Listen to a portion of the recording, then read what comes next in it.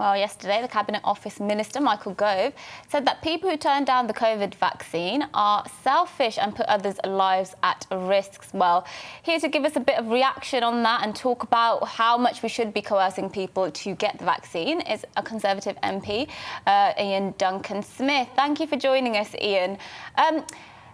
These were quite strong words by Michael Gove. He said, if you don't get the jab, you're selfish. How much do you agree with that?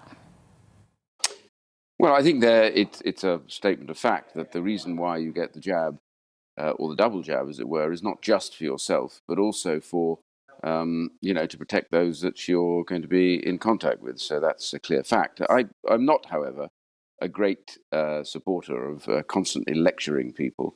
And politicians are not very good at it because, politicians are just like the rest of us. They make mistakes, they get things wrong.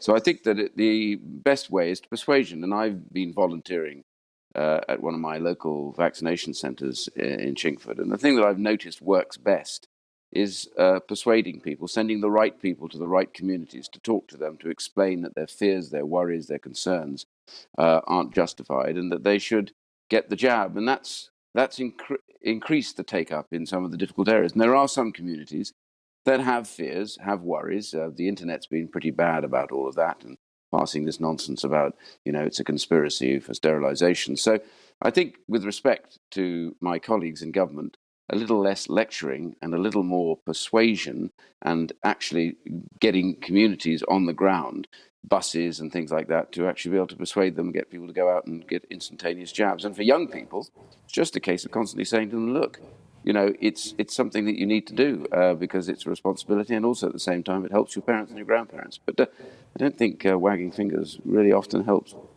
Now, when they met with the Prime Minister last week, a number of your colleagues sitting on the 1922 backbench committee of the Tory party were left with the impression that the Prime Minister didn't want to introduce vaccine passports at all, and that this was actually just sort of a PR ploy, something that he's going to say for the next 2 months and actually withdraw at the last moment just to tick up the uptake. Is that, in your view, a possibility? Well, number one, let's be very clear. Of the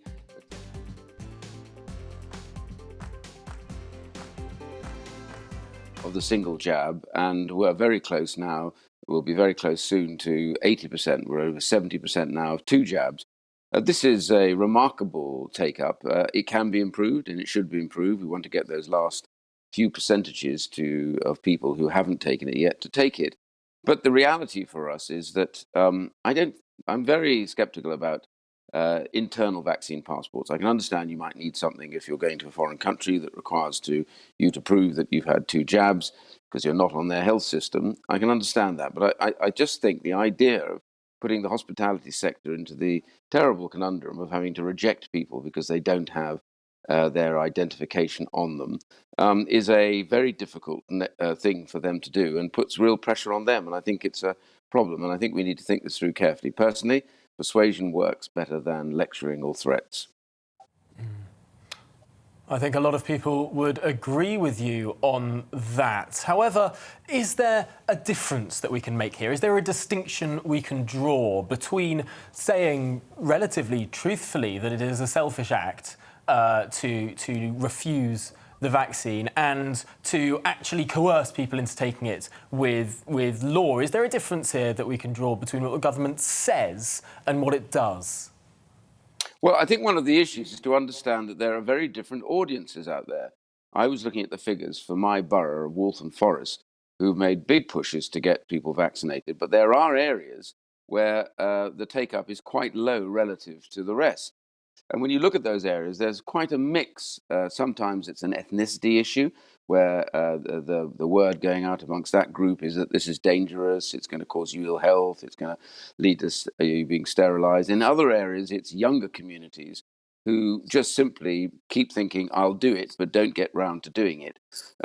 That's really more the case when I run into young people. I'd say, have you been jabbed yet? And say, oh, no, I haven't yet. Have you been asked to go? Yeah, I'll have to get on with it. Yeah, it's a good reminder. I'll do it. It's more a case of that. When you boil it down, you've got to use different messages for different groups.